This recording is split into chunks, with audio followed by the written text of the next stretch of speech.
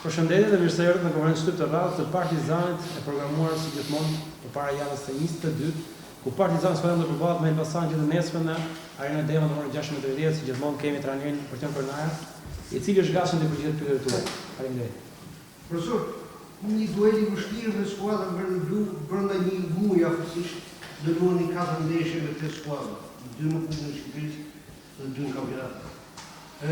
Ku duket ose si e shihni domethënë kundërshtar për ndryshimin e kampionatit apo në Kupën e Shqipërisë e Elbasanit?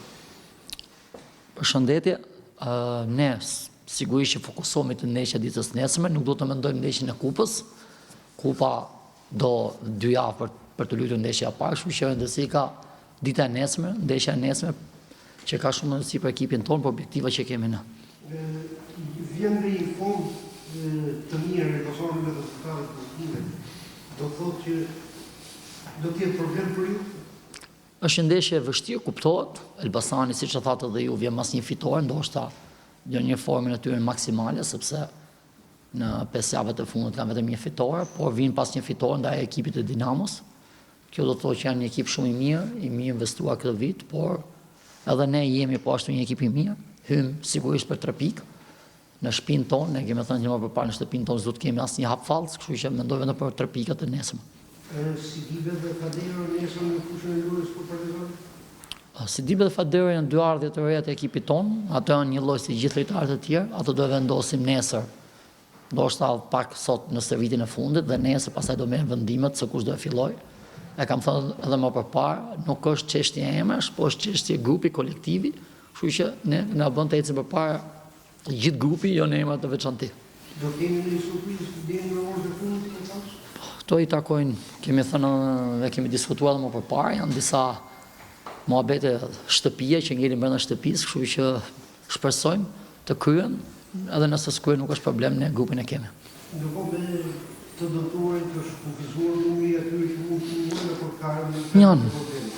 Jo, janë po të njëjtë të dëmtuar, nuk kemi asnjë të rikuperuar. Preka vazhdoi dëmtuar, Marku po ashtu, Atanaskosi po ashtu vazhdo të jetë i dëmtuar. Çipi dihet për kohë të gjatë, kështu që jemi po të njëjtat tema, dëmtimet janë po ata.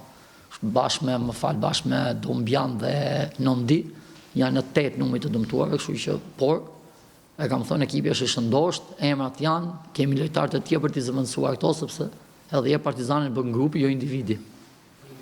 Profesor, pas ndërhyrjes në merkato, a mund të themi që ndoshta ky është tashmë Partizani Kërnaj, pasi mos harrojmë që morët një skuadër të gjetur ose të bërë nga dikush tjetër kur u ofruar?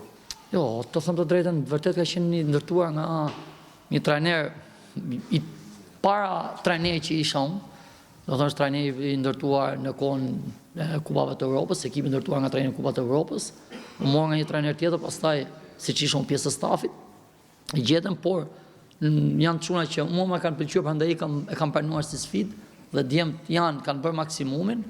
Kemi pas nevojë për ndërhyrje në 2 pozicione për të dubluar, jo që nuk kemi pasur, por dubluar pozicionet që kishim, se nuk mund të luaj 30 ndeshje në sezon Iskandari nga 90 minuta, çështje fizike, duhet të ketë një person tjetër për ta dubluar, po ashtu edhe nga krau i Bitsukas kemi menduar të marrim një tjetër, kështu që thjesht kanë qenë pjesë për dublime, për shtuar forcat deri në rikthimin e lojtarëve të dëmtuar, pastaj ekipi kompletohet. Përballet Elbasanit, Partizani këtë sezon nuk një fitore, nuk themi që nesër thyet tabuja? Nuk është tabu, Partizani është ekip i madh, Elbasani nuk hy në rangun e ekipit të Partizanit me gjithë respektin dhe formën e momentit, nuk është tabu, është ndeshje e radhës, hyn për 3 pikët, shpresoj dhe uroj që të fitojë.